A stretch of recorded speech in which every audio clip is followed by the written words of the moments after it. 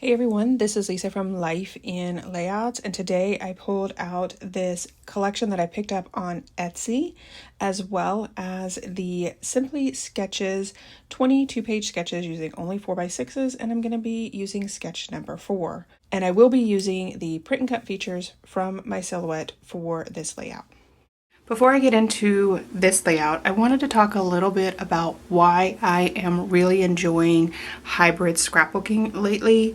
I feel like the ability to print at home has really opened my eyes to all the different things that I can do with my scrapbooking collections. This collection I did pick up on Etsy, and I purchased this collection before Doodlebug came out with their Happy Healing collection. And while the Happy Healing collection does have a lot of tooth things in it, like the tooth paper and some of the tooth embellishments, this collection from Etsy was perfect for the photos that I'm going to work on today. The first time I printed the paper, I knew that I was going to be using 2x2 squares, so I printed the paper at 2.5 by 2.5. And you can see that the pattern on these papers down here at the bottom are very small and almost hard to see. The top paper has polka dots on it, but it's so tiny that you can't really see it. With one simple adjustment in Canva, and I do have a tutorial linked below on how you can adjust papers in Canva with a free version, so you do not have to pay for the Canva Pro version to be able to do the things that I show you in that tutorial. I went from the top polka dots to this second polka dots, and I love that size so much better.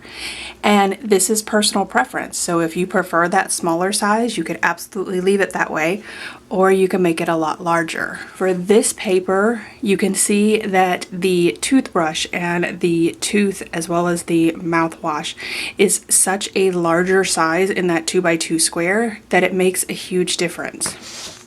The same thing with this pattern paper. And I think that that's what I'm really enjoying about hybrid scrapbooking. I can make these patterns whatever size I want. I'm not leaning on the manufacturer to make the size of the paper that I want. The same thing with the embellishments. Now I do plan to use these smaller prints. I'm actually going to create some tiny hearts and stars that you're going to see shortly in the layout, so I don't feel like I'm wasting it even though I had to print it multiple times. This collection from Etsy did come with a few embellishments. Not as many as I would like, but I'm going to make it work for this layout.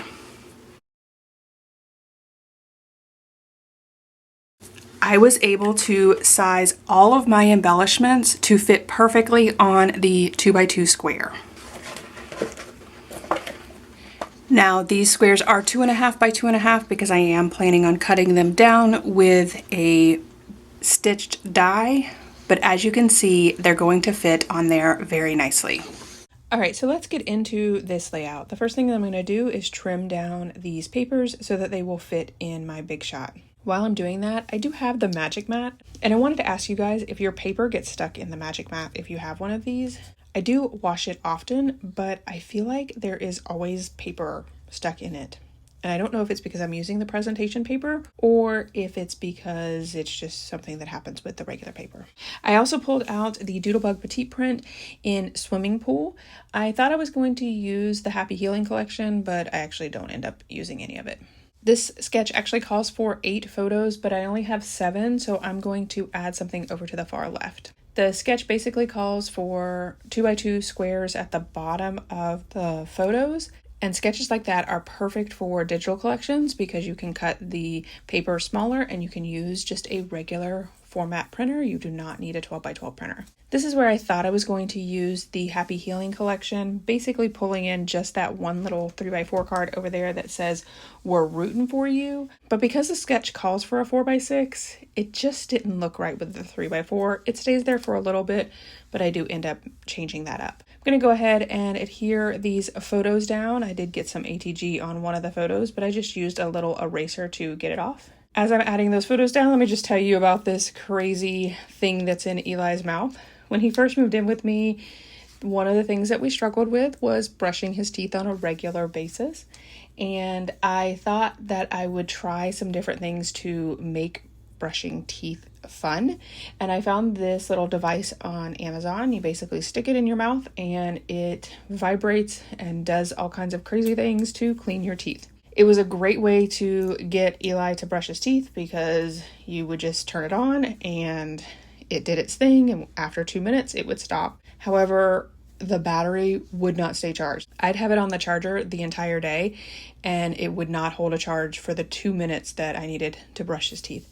So ultimately I did have to send it back, but I thought that it was just a cool device and it would be a great thing to document. We struggled with a lot of stuff when he moved in with me, and this probably isn't something that most people are going to document, but it is part of his journey and I want to make sure that I have it in my albums.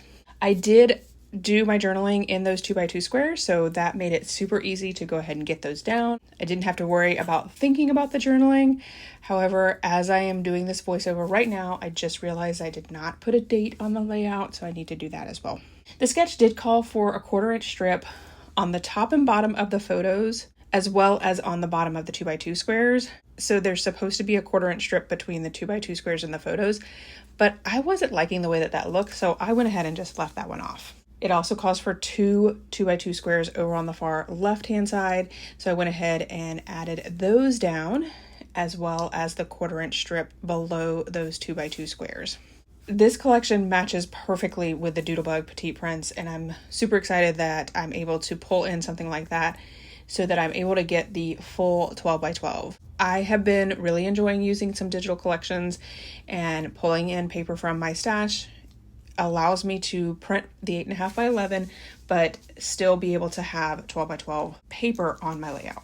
I started to look through the 6x6 paper pad trying to find something that could go above that 3x4 card, and I couldn't find anything, so I decided to take a break from that and start to add my embellishments down.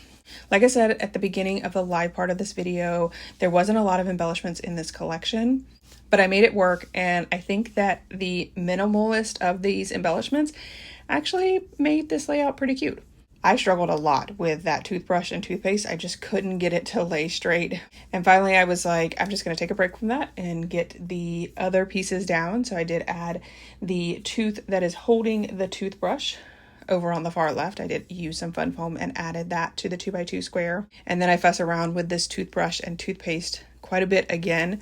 I think it was because the toothbrush and the toothpaste are in the same angle. It probably would have been better if I would have flipped the toothbrush, but I didn't think about that when I was planning this.